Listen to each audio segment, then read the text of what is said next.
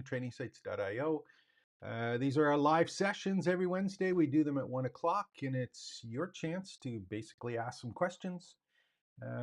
Anything that you want to know about starting, building, growing an education business, creating online courses.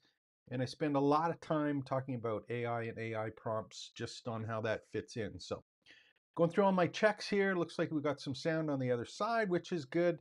As always, if you have questions, make sure to put them in the chat, and I'll do my best to cover them. And again, any of the questions are fine. Doesn't matter what it is, as long as it has something to do with either AI and or creating courses or building out a platform to actually sell and teach people stuff, and then of course market that, because I'm hoping that everyone is interested in earning some money sharing what it is they already know, love, and do. So again, any questions, ask away. If I don't get any questions, what I will do is I will spend a couple minutes on some of the changes that happened last week, just as it relates to some of the AI stuff and how that's affecting all of us. And also just on YouTube, I think one of the things I want to maybe touch on here, I haven't yet, but there's something that happened to me personally, and I think I'll talk about this first. One of the things that happened personally was I did have a couple of YouTube videos that did very, very well, and they were all in and around the AI space as it relates to creating videos and video content. And it's obviously something I've been spending time on, but there was a couple that did pretty well. And one of the challenges that I had personally during this is there is kind of an urge to replicate stuff that does well and not focus on things that are related to your business as much, because you're chasing the endorphins of actually having videos that do go, whatever you want to call them, viral or not viral, but at least get picked up and become popular. And I see a lot of people either talking about this or mentioning it. And until it happens to you, I think there's always a grounding that you have to look back and say, okay, well, who is it I'm going to help? What is it they need to know? Is it in my business model? And just remember that YouTube is only part of the business, it not is the business. And one of the things that I'm personally reminded of all of this is that um, YouTube is not the way to earn money if you're in the education business. It's the way, in my opinion, to build an audience. And I got to keep focusing on that, making sure that the audience that I create content for is the one that's going to find me on YouTube. And if that happens to be thousands and thousands of subscribers, that's fine. And if it doesn't happen to be, that's fine too, as long as I keep everything together or put kind of together. So that's a thing that I personally, I don't know if the challenge is the right word, but I'm just trying to spend time and thinking about when I go and post something, what is the best thing to do, or what's the format on how that works. And I'll actually, I think maybe what I'll do if, again, if there are no questions, I'll, please ask questions. It's easier, obviously, if you ask questions. But one of the things that is kind of neat, there's two things I'm going to show you on my YouTube account just to uh, in a second, that are interesting if you're in the course creation business, and if you are spending time creating content like I suggest on YouTube. And it has to do with that point I was just talking about, is that it's hard to stay focused sometimes on the things that you think are important but may not necessarily be important. So why don't I do that? Actually, I'll show you something. There's two things that I think are really, really cool on YouTube, and especially get into this, you're going to see something that happens. So let me pull up my screen here. Hopefully you'll be able to see it properly. And again, I'm just logged in on my YouTube account, and I'm going to go to, on the right-hand side, I'm just going to go to YouTube Studio. And there's two things that I personally like here, which is something that I'm just talking about right now. So a couple minutes ago, an hour ago, I basically did first 2 hours and 14 minutes. So I did one of the questions I've been asked is there's this whole thing about reasoning models, and there's a shift, not a shift, but there's a last week or the last couple weeks, there's been a whole bunch of people talking about reasoning models or reasoning.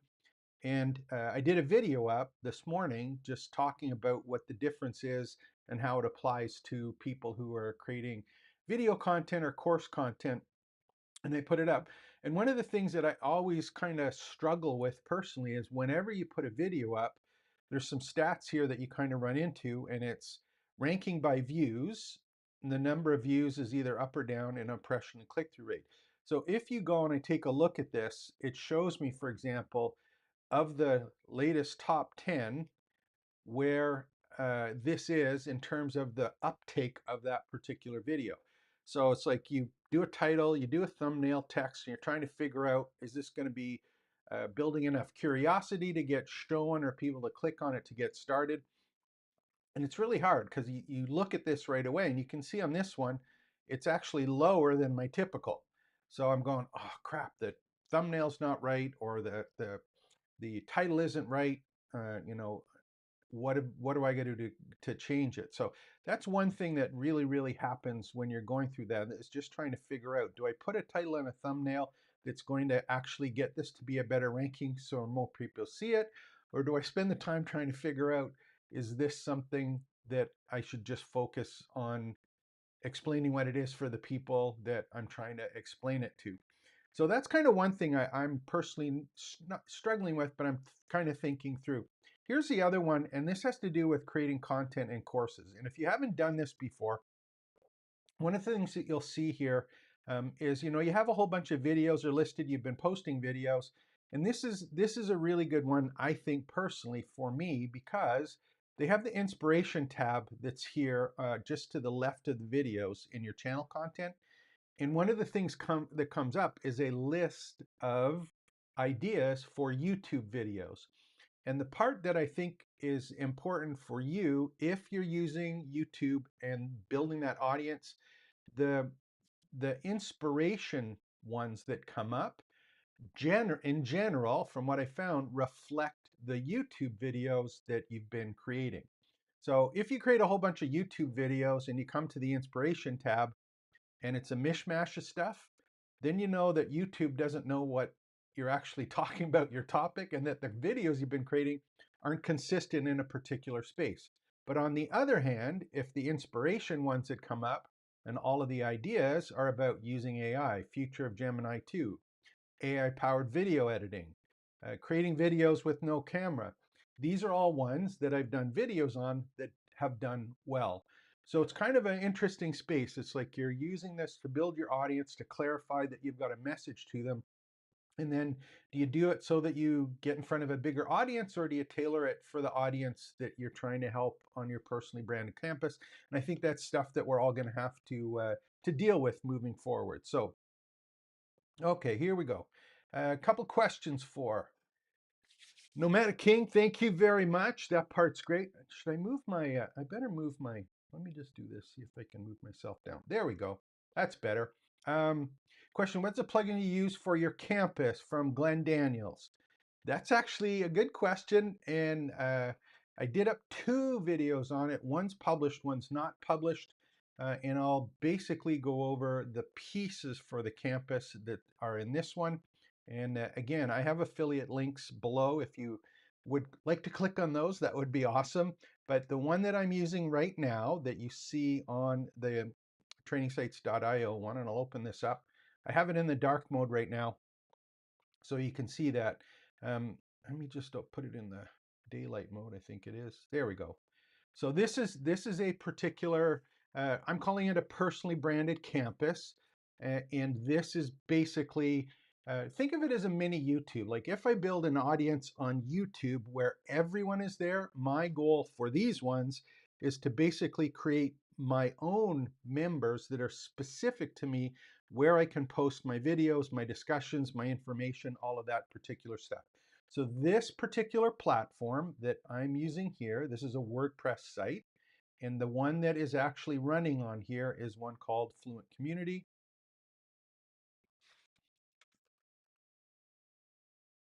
FluentCommunity.co, and it's there's WP Managed Ninja. They have about 6 or 7 different plugins that they have. This is the one that I'm using, and again, it runs on WordPress.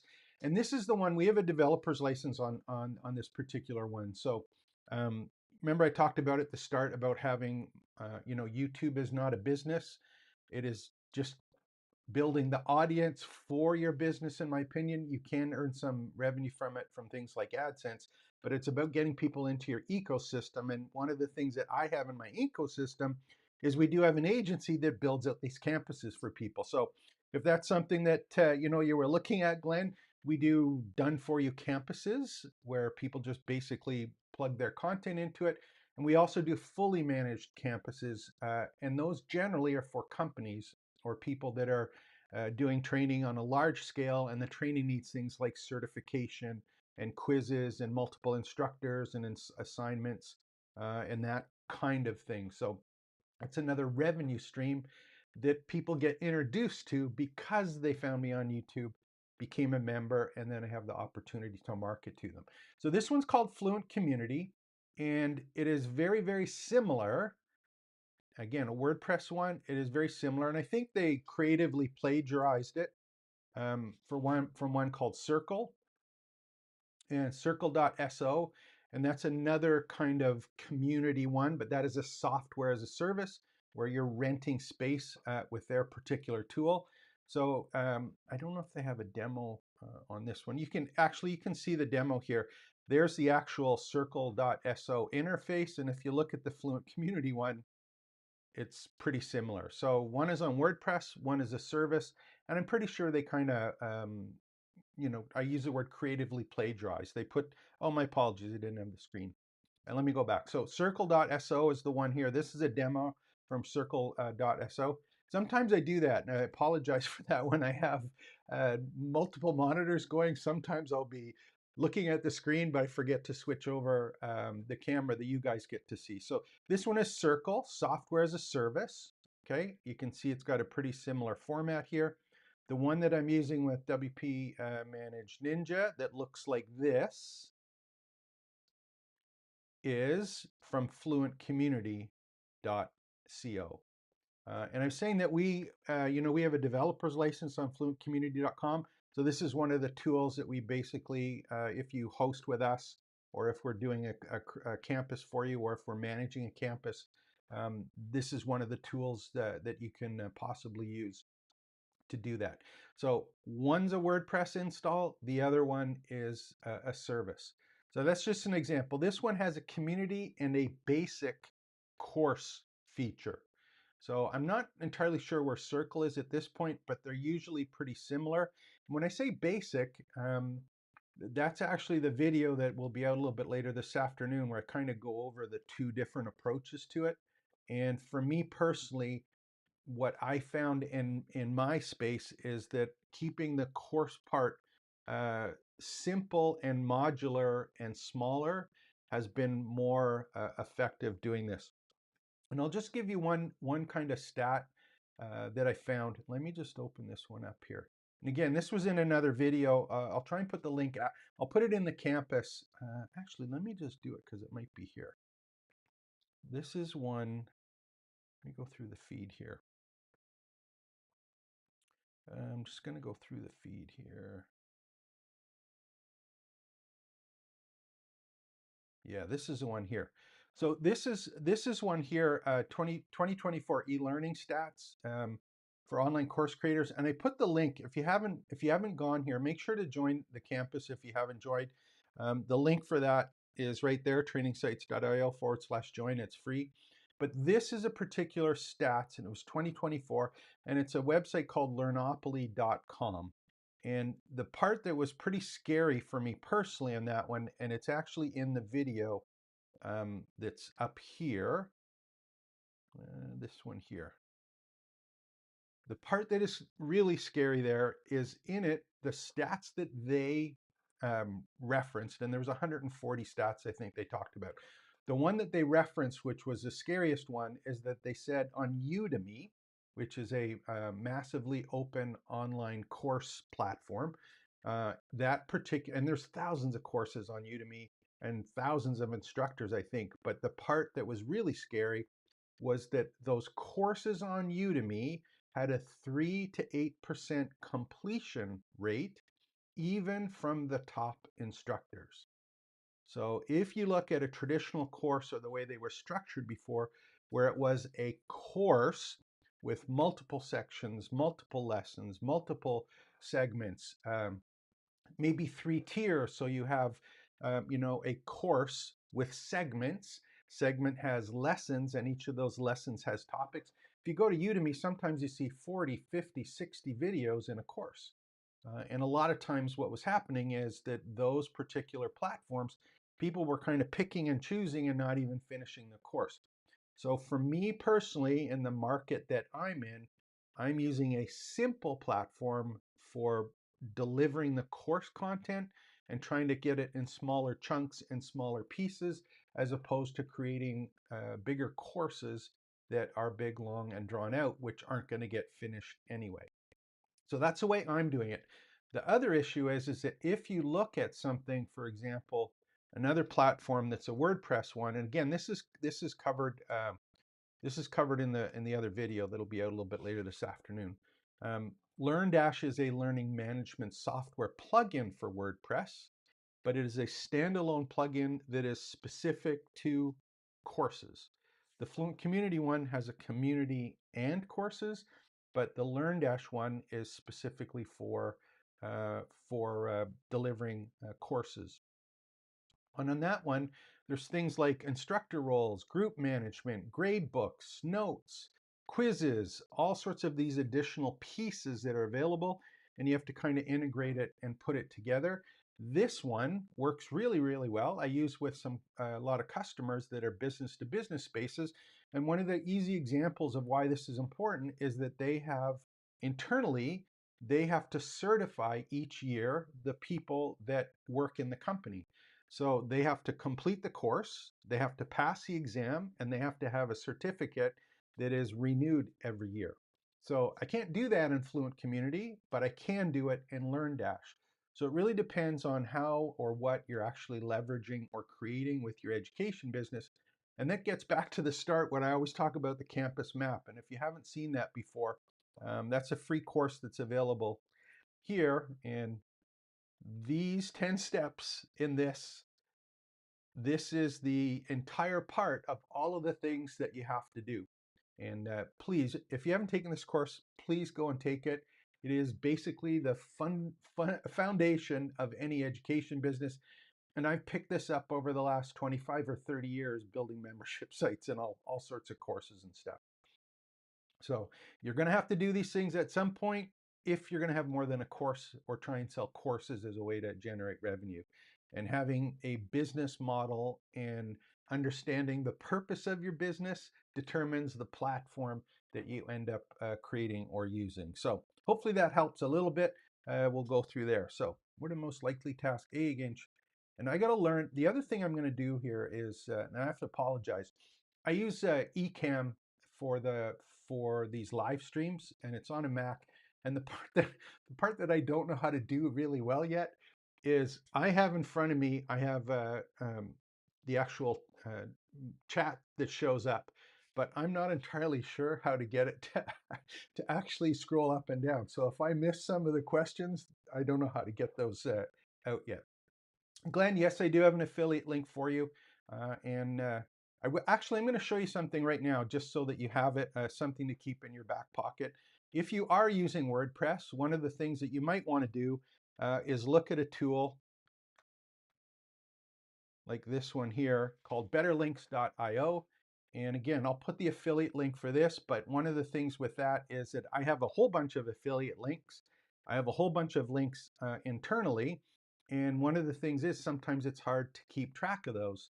So in this particular example, I have that installed on the website. So for me personally, what I do is I have Go. So on this one, I'll just do it so you can see what happens. So I'll go training sites.io/go. So all of them have not the subdomain, but the first link category is Go. And then if I put in, I think Fluent Community, I just hit that. And this is the affiliate link, by the way. It's trainingsites.io/go/Fluent Community. And that will bring you right to, oh, it doesn't have that one there. Heaven forbid. Never shows up properly when you want it to, right? So let's try this again, because I think I did it to Fluent CRM, which does the same thing, by the way. Let's see if that one works. So we've got to spell it properly. I will put this below anyway if I've missed it. There we go. So there's my reference link. It goes to Fluent CRM. And because this is the same group as Fluent, my affiliate link works across all of the different platforms that they have. So if you are going to build a campus, my suggestion is if you are going to do affiliate links or you want to do different links that you can kind of think of instead of figuring out, what's a question mark, reference, or affiliate ID equals, I just use better links to kind of control and clean that up a little bit. So most likely AI agents for employees, tasks. Thanks. So say Cerebral Music. We'll get to that one in a second. Xmind. Do you manually adjust, update your markdowns after importing them, or do you utilize AI inside to Xmind to do that? Yeah. So here's for me personally, and this is interesting that you that you bring that up, because right now, if I'm playing around with this, for example, where I've got Xmind open, and this is a particular topic that I did. Yeah, this is actually the research that I did for the AI reasoning model. I did it yesterday for the video that I did today. So basically, I put my talking points here, and I will make changes here in the map before I actually go out and export it as a markdown file. And then put it into some particular tool. So if you're watching this for the first time, I do have some videos available in my campus that kind of go over this in detail. But basically what happens is when you're using AI tools, I think all the ones that I know of that I've played with, you can import what's called a markdown file. And a markdown file is just a fancy way of saying that it organizes the text in a way so that the AI tool knows what a title is, what a subhead is, what a heading is, and it just allows it to kind of organize the data. So anytime you're using a tool similar to this, mind map in this example, you have the option of file, export as markdown. And when you do, you basically just get a file that gets exported. And on this one, actually, I won't do this. I'll just show you. It kind of shows out like this. Shows up like this. So it's just basically in bullet points, and all of the text and stuff is there for you to see. So I try and do this first in the mind map, and then I will export it and import it and put it to the AI tool. So the question is, do you manually update your markdowns after importing them, or do you utilize the AI inside Xmind to continue building the mind map? I basically get my first draft or stuff done in Xmind, and then I will bring it in and massage it. So I'm not using the AI tool directly within Xmind. The thing is, I don't even know which tool is. I don't know if it's they're using a tool. They're just calling, ChatGPT or Claude or Anthropic or Google. I don't know which one they're calling to do the work on it, but I don't do it that particular way. Now, here's something I just want to kind of talk about, because this is kind of it's going to be important over the next little bit. So in all of these tools that we're talking about, if you bring in something like a markdown file and you import it, in the past, and this is about the reasoning stuff I was just talking about when I kind of introduced this. So where I think stuff is going when we're talking about, what happens with ChatGPT and all of these tools is, I'll open this up here. So this is actually this is a prompt I was using or playing around with to do the video I just posted, and coming up with, titles and thumbnails and things like that. So here's what's happening in the AI space from the research I've done and the stuff that I'm playing around with. And this is kind of important because it goes to the Xmind stuff, and I think the whole space for us if you're creating courses. So when you do let's say, for example, you're using regular ChatGPT. If you think about it, what we've been doing is focusing at the start on doing prompts. So it's like you give a prompt, you maybe ask a question, you get a response, you do clarifying information. It's that back and forth where you're basically, asking questions and getting some kind of response back. And the better that you can kind of craft the thing that you're asking, the better the information gets back. In the reasoning models, what's happening is it's going through some options or some thinking beforehand on how this all fits together before it responds. So for example, I showed this one a little bit earlier. Let me just pull up some of the ones here just to give you an example. And again, these are ones that I did in that other video. If you haven't seen it, I'll bring the link to you in a second. But this is one here, for example. This is a reasoning model. And if you see on the screen here, it says reasoned for 17 seconds. So instead of doing ChatGPT, it's like you give it a prompt and you get some kind of response back. I gave it a prompt, but it thought for 17 seconds before it replied. And it basically went through a couple options, and this is an iterative process. So it broke it down into steps, and it knows if I take step one, what are the other options that now are available in step two? And I figure out which is the best one in step two, and then I may take a look at for step three, what are the best ones from that? So it learns from each previous step. It's an iterative learning model. So having said that, we go from us doing the prompts. Now we've got the thinking part, and here's the next part that's going to happen. When we get into all of these agentic ones, or where it's an agent, you're going to actually be able to give it a task. And there's two ones that are kind of popular right now that I don't personally have access to because one, I'm in Canada and I don't have the VPN. Even if I did have a VPN to be in the States with my browser, I don't have a pro version, so I don't have access to two agents that are all already available for these pro users. The two agents are ChatGPT OpenAI Operator, which is one I've done a little bit on, and there's some really great demos of that are available from some of the other US YouTube people who are in the AI space. And the other one is the one that has kind of been playing around in the last little bit is that deep research.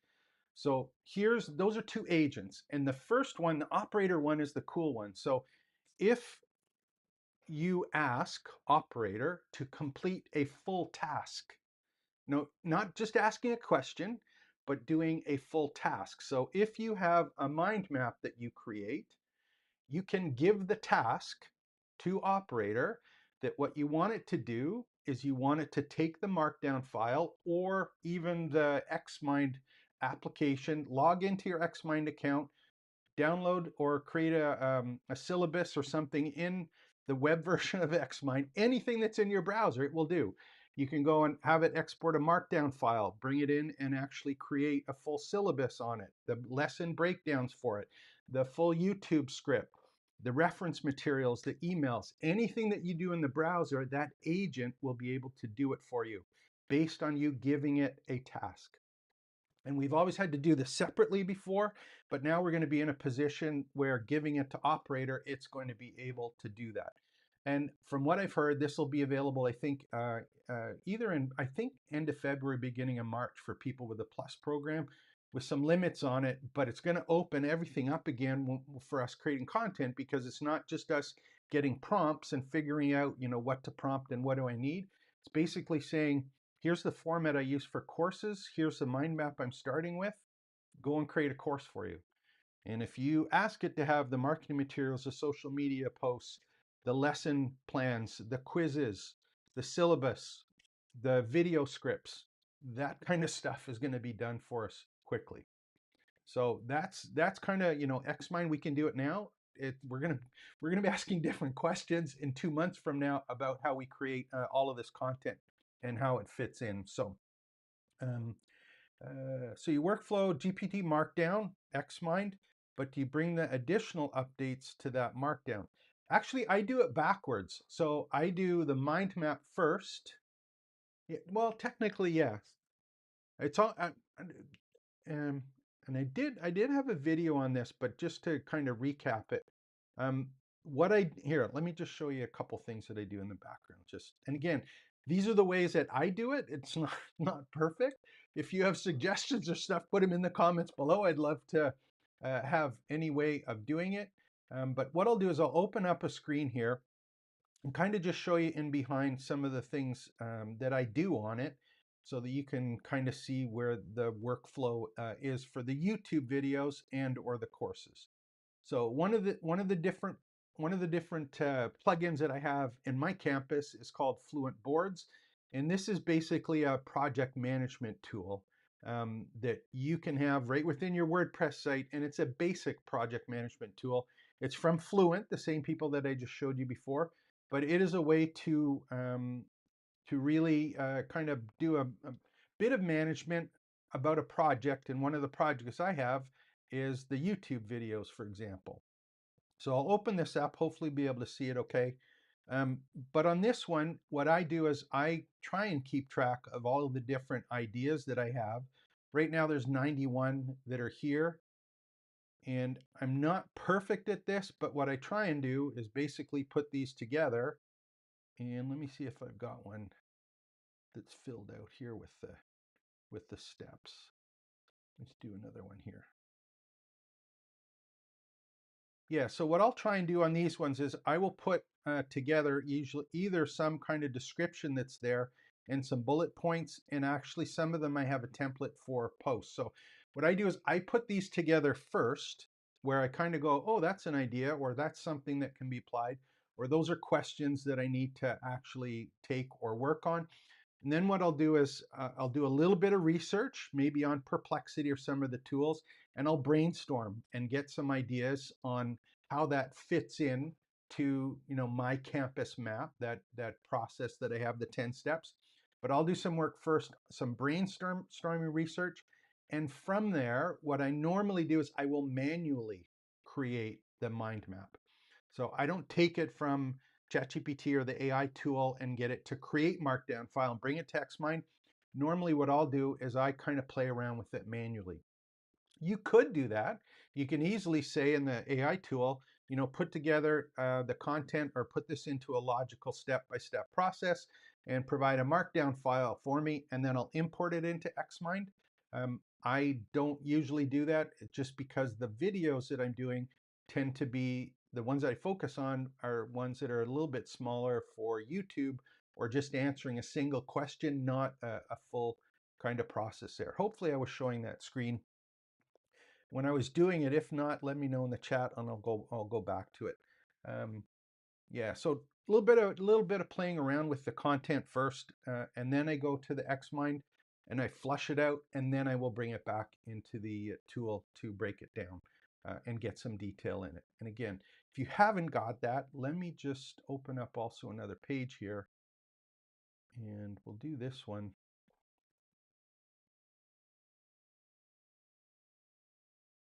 I do have on trainingsites.io/docs, I do have a number of prompts, and I think the brainstorming one,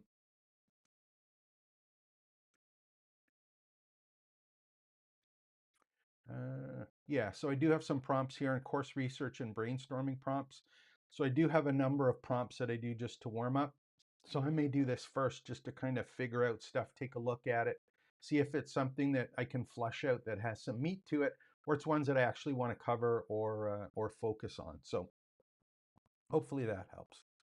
What else I got for questions? Lots of questions. Give me questions. Any question will do. There we go. Yeah, so it's interesting for me when we're looking at this is we're in a situation pretty soon here where what's going to happen is we're going to be able to give tasks to these tools, not necessarily have to interface about prompt response, prompt response, prompt response. And for me personally, I think that what I'm doing as a course creator or someone that's trying to create information material, the focus that I'm going to have over the next 6 months is not about necessarily learning how to prompt. I'm going to be focusing personally on how to ask better questions or structure better questions that can allow me to have creative responses back from the tools that are coming back from us. So it's not about doing a prompt and getting something back that we can regurgitate. It's more about how do I structure questions or ask questions that give me creative answers or things that I hadn't thought about before, to basically create content. So that's going to be kind of neat, I think, moving forward. And will everyone do that? No, not at all. Not at all. I think there's going to be, an awful lot of people that are creating slop courses that are basically going to, just do a prompt, get something back, put it into some course platform, and then go and absolutely, say, yeah, here's my course, and try and sell a course. I don't think that's an education business. That's a course business. Um, I've not seen anyone doing that recently that is actually earning good money at it, unless they were already doing it previously and they have a captive audience, they're true fans or whatever you want to call them, and they're basically just, kind of buying it just because they follow that person or they've been using that person's system for a number of years and stuff. But for someone starting out, I think you're going to have to be kind of strategic on what you do with courses, what the purpose of the course is, and then how does it fit into my business model, not necessarily what is it that I need to do just to create some content for a course and hope to sell it as something that's profitable. So what else we got of questions? YouTube Studio course creation. Do you plan on using it? Turnmaker, status YouTube Studio course creator. Do I plan on using it? For me personally, no.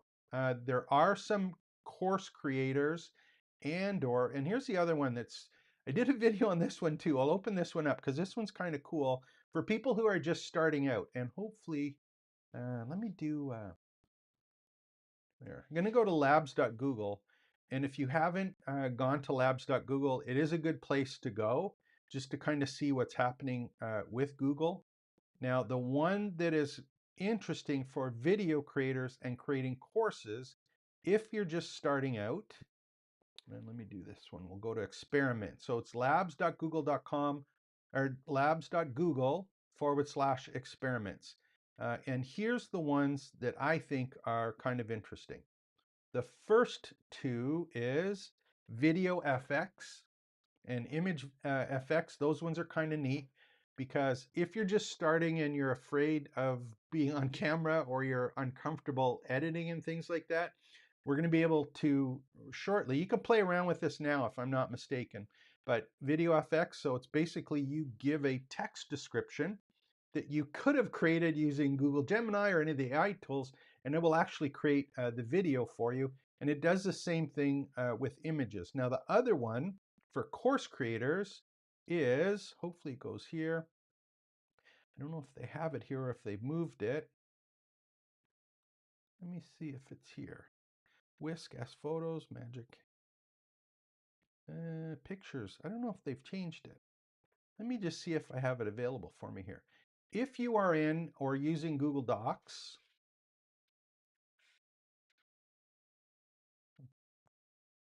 I think it's videos. Yeah. So docs.google.com/videos. I did some demos on this one in December when I did this. And basically what it allows you to do is it allows you to take your documents that are directly within your Google Docs, and it will actually create edited videos based on the documents. So I'm not using the tools in YouTube, but some people may start using the tools within Google Vids based on their documents or research that they did in other tools, and it will actually create the images, the trims, the edits, the soundtrack, the narrations. It basically spits out videos.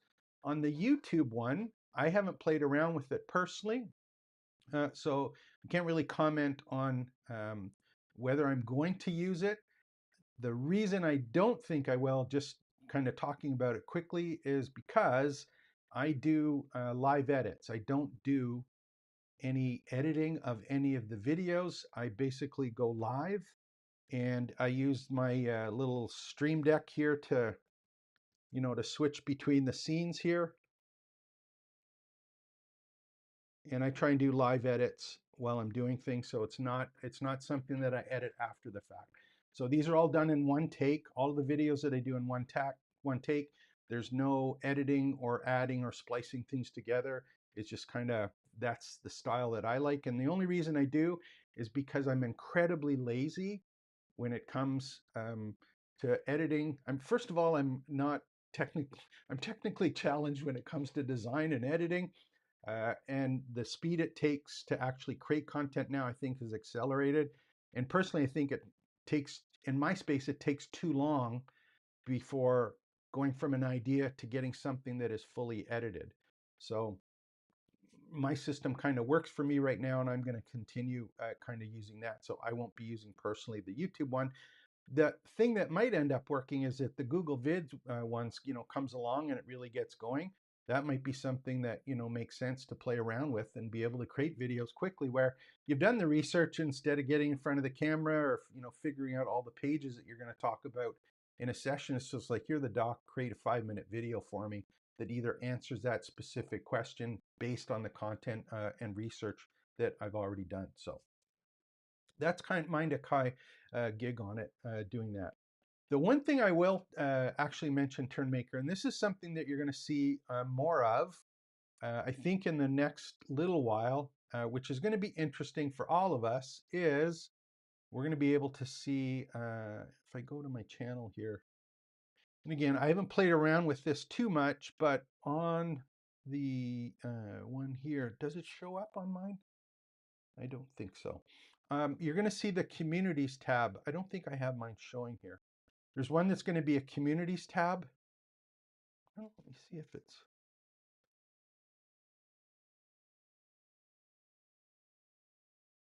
I have to go and customize my channel, I think, play it, whether it's available to me here. Community, there we go. Yeah, so here's the one that's going to be interesting for all of us if we're just kind of focusing on. There's two things that in YouTube that are going to be, I think, interesting. The first one is you're going to be able to create courses, and again, I think I did a video a little while ago on this one, but it's like you're going to be able to have courses in your YouTube channel, and you're going to be able to charge for those courses. And the other thing that I've seen and heard talked about is the community tab directly within YouTube is another piece that you'll be able to have where people interact with it in your community, just like comments. It's kind of organized by you as the moderator, but you're going to have paid levels of community. So an open one and a paid wall one. So that, whether the video editor is part of that suite, I'm not sure. But there's a case where, YouTube's got their own kind of platform for anyone's in the how-to industry. And I think they're, kind of trying to take over that particular space. For me personally, that's why I'm taking not a serious look, why I've decided to work on my own campus so that I do have some autonomy on what's happening and where things are going with that. So kind of interesting. We'll see what happens on that one. What do we got for questions? Any more questions? Anything else going on people want to know about starting, building, growing an education business? If there aren't any questions, how long have I been going? These things are kind of wild because I get going 43 minutes on these things. I just get going on a tangent.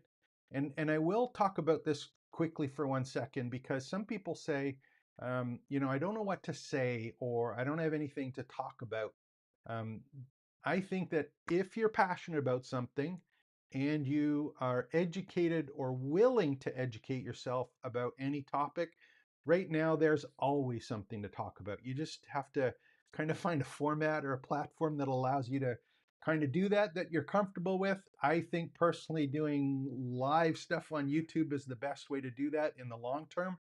Um, but there's always something to talk about, and there's two things that I kind of focus on, and I don't have the issue right now, but I may run into it at some point, or at least investigate it.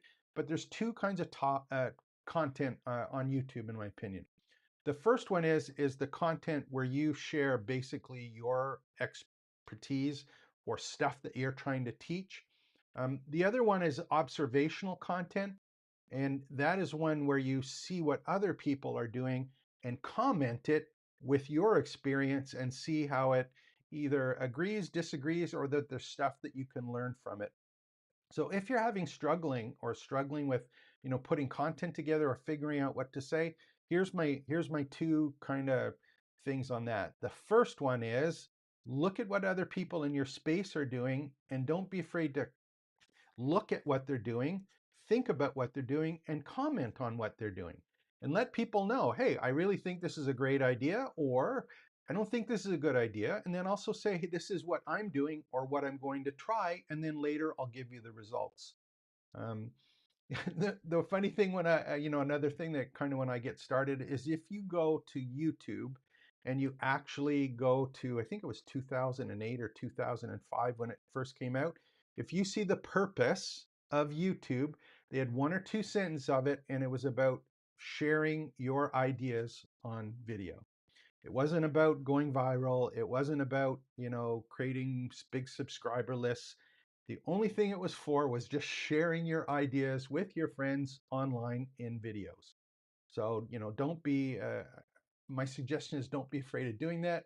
And don't think that just because everyone else is doing something, you have to do it the same way. Like pick your own gig, have some fun, and share it. And I think the thing with age that's kind of nice is as you get older, you care a little bit less about what other people think. And for me personally, I just do this stuff because I love it. And if you can, get into the habit of being sharing that and just being able to do it, you're going to have an audience that gets built and the opportunity to monetize it after. So the length of the videos, that Turnmaker had another question. Length of the videos, 1 minute, 3 minutes, 5, 10, 30, 40. Yes. My answer is yes. Make the videos as long as they have to be, that you feel comfortable with making. I think that are easiest for you to make. And then secondly, the other thing is that you have to really be sure that the people you're creating them for like to consume the content in that particular format. So, if it's in a course, different kinds of courses, if they're pretty technical, I like to go shorter ones. So sometimes what I might do personally is if I'm doing a set of steps or a process that require someone to do something in between the next step, sometimes, I may have 2 minutes, 3 minutes, minute and a half, because it's like, do this and then learn what you have to do, then go do it, and then come back and we'll do the next step. So I think the length of time really depends on the purpose of the video, and also the purpose of the video for the audience, and then also the goal or the outcome that you're trying to teach or share. The last thing, this is kind of interesting too. I'm going to share something that another tool, and it used to be called. It was Stu McLaren who does all the membership site stuff, who's been doing it a while, and I don't know what it's called now. I think he changed it. Yeah, it used to be called Searchy.io. It's membership.io right now. Is you uploaded all of your videos from everywhere, and what this tool did is it took the transcripts and it indexed. Oh, pardon me. I'll pull it up. It's membership.io. It used to be Searchy.io. Goes to the same place. But what this tool does is you upload all of your content to Searchy, and what it did is it took the transcripts and indexed the transcripts. So if you had a Zoom call, if you had a live webcast, if you had a 2-minute video, 40-minute video, 5-minute video, what it does is at least in the past, what it did is it took the transcript and it indexed it. So it had a basic search engine. It says, how do I do this? And what it would do is would give you the 1 video, 10 videos, 15 videos, and it would bring the video to the point in the video that answered the specific question that you have. So even though you had a 40-minute video and the question that needed to be answered was only 2 minutes and 33 seconds long, and if you had 5 videos that answered that same question, it would provide a list of those 5 videos, and you click on it and it goes exactly to where that question is being answered within the long video. So is there a right size? I think in the past, being able to have a whole bunch of content was really cool. But what's happening now is people are wanting specific answers to specific questions, and we're going to see that the assets that we have as video creators and content creators, it has to be accessible in a way that makes sense to the people who are consuming it. And that's where the AI stuff is going to come in shortly. I don't have an account here anymore, but what I have heard from other people that are still using Searchy is it used the transcript before, but if we have tools now like Gemini 2 Flash, which can actually, it's multimodal, so it knows what's happening to all of the objects within a video, it's not going to be limited to the transcript. You're going to be able to do the searches on it, and it'll actually answer the part in the video based on what people might be doing in the video. So any of the maybe hard skills that required if someone is showing something like finger placement on a on a keyboard or on a guitar, it would be able to tell like where is that, even though the person talking isn't mentioning that particular piece. So is there a right size? Yes. What it is, different markets, different consumers of it, and you really got to play out and see what works best in your particular space. My 2 cents. My 2 cents on that. Um, the one thing I will I see I get ranting on these things.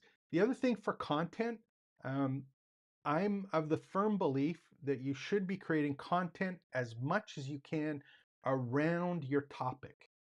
So I use that, that 1-10-25 or the 1-25-50, where you're trying to figure out what's my main topic, what are the 25 related categories, and for each of those categories, what are the top 50 challenges or 25 challenges, so that you have a whole bouquet or stream of ideas that are around your one particular topic.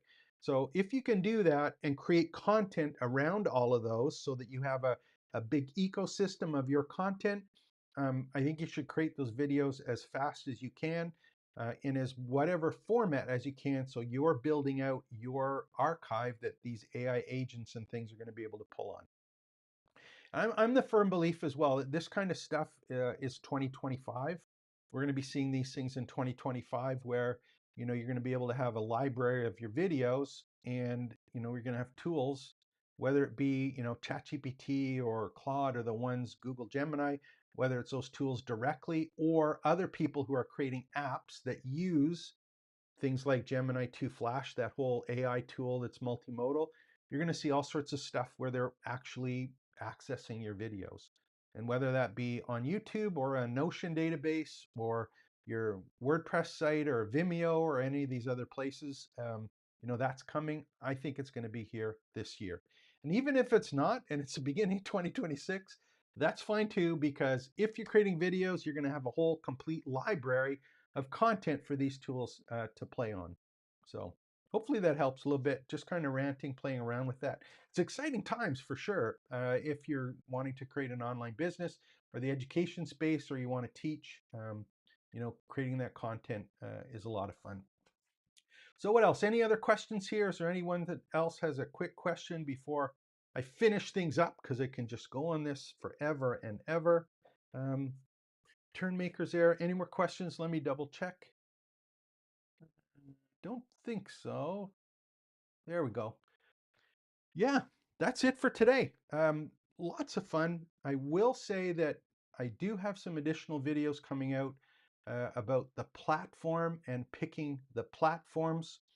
Um, I'm going to share an interesting one too that I'll do in another video, and that's if you go now to Kajabi. And I saw some of the other people that I follow that are promoting this as well. Kajabi, if you're not familiar with it, it's a software as a service, but it is a all-in-one platform where you can kind of host your courses, host your community, host some landing pages. It does your checkout and your cart, your email marketing. It's one kind of platform. The one thing that I did see that was kind of interesting is this one right here, which is the branded mobile app. And I think you're going to see a lot of people in the Kajabi space now. Not only are they doing online courses and podcasts and things directly within the community, but you're going to see a lot of people who are going to come out with their own branded app. So that's something that's going to be a consideration if you're building out these communities or these campuses for yourself. You got to pick which platform you're on. You have to ask yourself, are people consuming my 1 minute or 2 minute videos or my hour-long podcasts? Are they doing it on a mobile device? And if they are, do I want my own app for them to download and basically, have that in my ecosystem? So that's an interesting thing that's coming out that I have covered in that other video. And that's Kajabi, for example. You can still do that in WordPress. BuddyBoss is another platform that's available that has a mobile app. I have a couple sites with that personally that have the mobile app available. And again, it's all about the business model, putting it together and deciding what it is that you want there. Any last questions? Anything else going on here at the end? Live shopping with reviews. Okay, I'll ask you one more quick. Live shopping with reviews and affiliate links. On that one, I don't know that one. That one's out of my purview. I don't know. Again, it depends on the market on stuff. I'm a firm believer in affiliate links, and I think there's a huge opportunity with your ecosystem to manage those links and recommendations based on tools maybe that you're using or that you've tested or are familiar with. But for live shopping, that one, sorry, I don't know about that one. That one's past me for sure. Any other last questions before? Do I get to use this one? I don't know if I can scroll it up and down. That's why I'm picking over on the other side just to see if there's something there. Yeah. The other thing, I'm just gonna, before I end, what I will do is I will show you a little bit just about the trainingsites.io site, because I do have everything that's free. There's a free member level, but the other thing I do have, and I'd love to have you upgrade your account. If you go and upgrade, if you're a member here and you're logged in, you'll see there's an upgrade button on the right-hand side here. There's a couple things that are included with a paid program. And it looks like the browsers with the older version, but here's the older version of this page. It's in memory. Here's basically the thing that is different for the paid versions if you want to join and work with me specifically and get involved here. Here's the first thing. If you have specific questions about your situation, you can go to one of the private groups that we have, and there's 3 groups that I'll show you. There's a content creation group, a campus builders group, and a marketing lab group. Those are 3 private groups. But if you have a specific question for yourself and your business, you can ask the question, put it into the group, and what I will do is we'll clarify it in the group, and then if it requires an actual custom video to answer it, I will do the video directly in there, and you can not only see it, I'll make it available for a download for you. So think of it as custom video answers where you're, basically saying, how do I create an email marketing automation series based on whether someone has logged into my campus or not? Or what's a re-engagement campaign? Can you show me how I do this? Or can we work on some examples of what email content or prompts to use to do that? So those are private groups only available with the upgraded, the Campus Pass program. And those are ones that I will be in personally with you. And I do have some other members of the team that will be available to clarify things. But right now, I'm doing the videos up for those. That's the first thing. Second thing is we do have live weekly workshops. And those workshops are ones that are not like this, where it's basically a chat, but we actually have a live workshop. And those particular ones, we cover 4 different topics. I'll just pull that up in the classes here. So each week we pick a particular topic, and those topics, for example, is Campus Builders one is next week on the 18th. So these ones are Zoom calls, and only the paid members can join. And on these particular ones, this is live workshop stuff. This is not necessarily me talking, but if we're doing the branded Campus one, you can come on and say, I have picked Kajabi for my platform. What are the other pieces that I need? Or if we're doing the content builder one, for example, there's the marketing lab as one. If we're doing the content one, the creators one, it's like, what is the prompt for doing this? Or here's the syllabus that I created. What are some other options? And we'll actually work on those live while we're doing it. So those are the 2 big things, obviously, that it's done with you. It's not DIY, figured out for yourself based on all of my videos and any of the courses I put together. But if you need a little extra help and you want to get started doing that, I'd love for you to upgrade and join that paid level. And I have there's actually only two versions now, but I'll show you that kind of setup. Yeah, those are the ones. Actually, the screens show up differently. Yeah, it did now. Okay. I refreshed this last night, so the browser was done. So I have a quarterly program that's $4.97. And again, I don't do monthly on this because if you're serious about it, it takes a little bit of time and some work to make it happen. And then I do have a yearly one, which basically you get 4 months for the price of three. So I would love to see you in there. It's a lot of fun. We're just growing this particular piece out. And again, it's just one of those ones where you need a little extra help. You want someone to at least bounce some ideas off and see what the best way to do things is. So, last check for questions. Any other questions? Don't think so? Okay, cool. Actually, before I forget, I got one more thing. One more thing. If you do have particular things that you want to see or questions that you have and you're not a paid member, don't be afraid to get into the community here and also let me know. On the left-hand side, we have the study hall here. General discussions, like get in there, ask some questions. If there's stuff you've seen, share it. Let's find out what's going on. If you find tools and resources or have questions about them, put them in the tools and resources side. If you created your first course or you've got your first YouTube video, don't be afraid to share it with all of the members, and wins and celebrations. You get your first customer, you got your 100th customer. Those are all great things. These done with you campus builders, there's the content creators, site builders, and marketing lab. Those are the ones that are for paid members only. And then also on the left, we've got the prompt library that's there. Resource links, which is my affiliate links if you want to look for any of the products that I use and recommend. And the other one that I haven't really let anyone know about yet is you guys are automatically affiliates as soon as you sign up. So you'll get some more information in the next couple days for that as well. And just to end things off, if you haven't joined, you're watching this again, like and subscribe to the channel. But more importantly, if you aren't a member, join up for free and get sharing in here. And hopefully I'll be able to help you start, build, and grow your education business. So that's it for today. Another video this afternoon, a couple more tomorrow. Just having fun, sharing what's going on. Take care, expect the best.